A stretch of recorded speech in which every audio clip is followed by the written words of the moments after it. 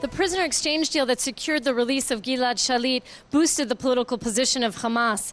The Islamic militant group that runs the Gaza Strip won the freedom of over 1,000 jailed Palestinian prisoners, and that was a blow to the power and prestige of Hamas's rival in the West Bank, the Palestinian Authority. The two groups have agreed on paper to politically unite, but disagreements over how to proceed have paralyzed the process. Many now believe that the Shalit deal has undermined the Palestinian president Mahmoud Abbas, the very moderate that Israel is trying to make peace with. Now, we came to the American Colony Hotel here in East Jerusalem to talk to Dr. Mahdi Abdul Hadi. He's the head of the Palestinian think tank PASIA. I began by asking him how the Shalit deal has impacted the Palestinian Authority. Hamas is saying, you see, we steadfast 5 years, we are delivering for them, and they are recognizing us. This is a short-lived impact on the Palestinian Authority and on Abbas in person, because by the end of the day, President Abbas is telling them, come for negotiation, come for the reconciliation, come for election. It's a process started, believe it or not, with Egypt. The host of the whole process has been and will continue to be the Egypt, because the Egyptians are guaranteeing the delivery. The Egyptians are guaranteed the delivery of Shalit at the same time, the second part of the negotiation, because the first part is 450, the second part is 550 prisoners, and now we are witnessing Egyptian delivering the Zionist Israeli spy to the Israeli state in return for 28 Egyptian prisoners. So it is a file just opened with the new Egypt for confirmation of Camp David, not to play around it, for containment of Hamas and Muslim Brotherhood, and for security arrangement basically in Sinai and Gaza. But in the end, it makes Abbas look like he can't really get what he wants from the Israelis, where Hamas was able to do it after. Not necessarily, because President Abbas is realizing that this government will not deliver, especially now with the recent statement of Lieberman of crushing and ending, and Abbas is an obstacle for the peace process. With all these stories coming from Israel, it's very negative and very weakening in the public eye. So he is going to the United Nations. He's saying, I need to internationalize the conflicts. I cannot deal anymore with the Israelis as is. I need an international umbrella. Fine, American will veto it, European will not support it, people are divided, but this is my way out. Saeb Erekat, one of the senior negotiators to the peace process, said that the Palestinian Authority really wants Israel to now release some Palestinian prisoners. Do you think Israel should, with this help? Nobody can speak on behalf of Netanyahu. What is for Netanyahu in this deal? If he's really interested in opening a file with Abbas, if he's really interested in meeting some part of the condition of the quartet, he will consider seriously releasing some Palestinian prisoners, according to the Israeli agenda, because it comes to be the top issue in every Palestinian house. It is affecting everybody. Before the Shalit deal, we didn't really hear about the demand for the release of prisoners. It seemed that, a halt of building in the Jewish settlements, an acknowledgement of the 67 borders were the issues. Now, Ahmed Tibi, the Israeli Arab Knesset member, said, don't be surprised if the Palestinians now want prisoners exchanged, and among them maybe Marwan Barghouti. So do you think that we will see this issue pushed more on the public? The prisoner question has been always there. And before the deal with Egypt, it was a general strike in the prisons. It was so much hardship, and it was the top daily news in every Palestinian house. And we started witnessing at the Red Cross premises in Ramallah, in Nablus, in Jenin, in Jerusalem, a sit-in and tents, people demanding the release of the prisoner or easing the hardship on the prisoners.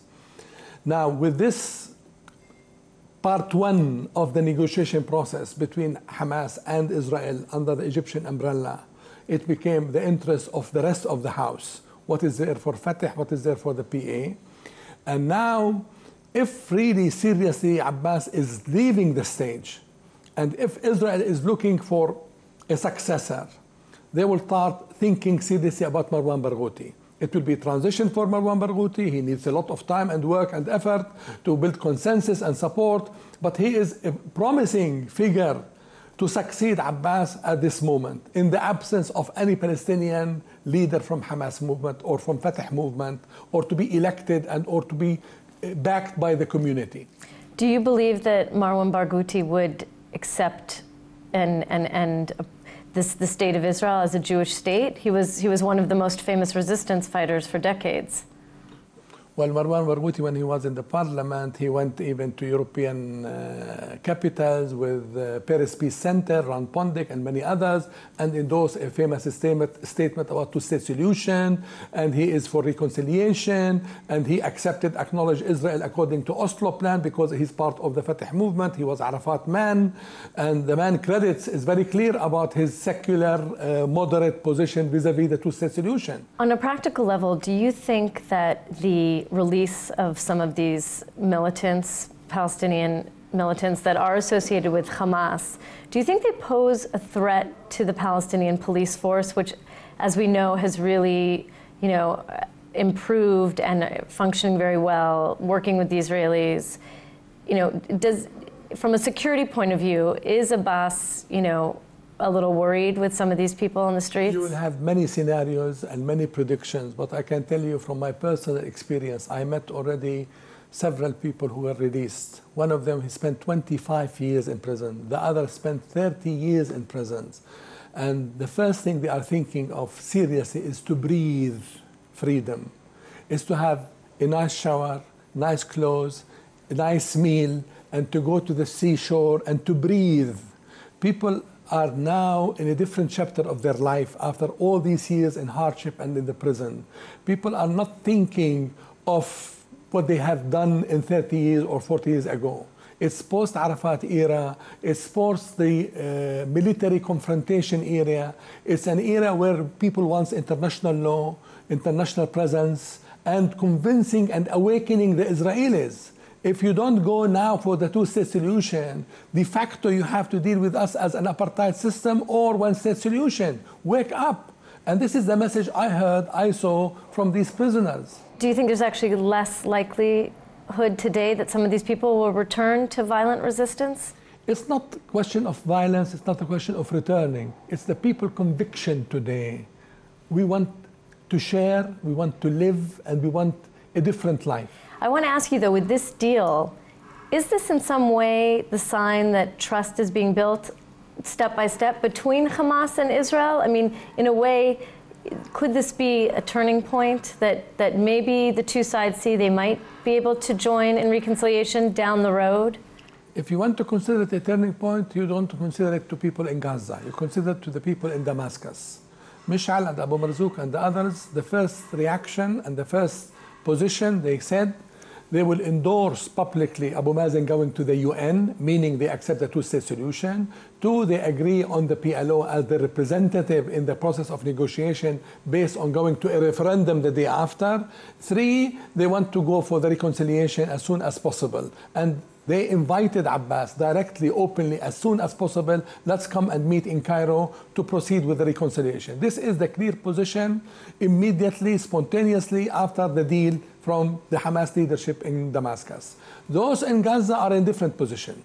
Those in Gaza, believe it or not, they are taking a different hard position because they claim glory, they claim victory, and they need time to observe the changes and the reality of the game. And I witnessed a real separation, division between Hamas leadership in Damascus and in Gaza, not only in this particular case, but in the previous issue concerning the reconciliation. It takes time now to shake up the Hamas leadership in Gaza to follow up the official legitimate leadership in Damascus. Otherwise, we are going to see a split in Hamas movement soon. Dr. Mahdi, the head of PASIA think tank, thank you so much for joining us on JN1. Thank you.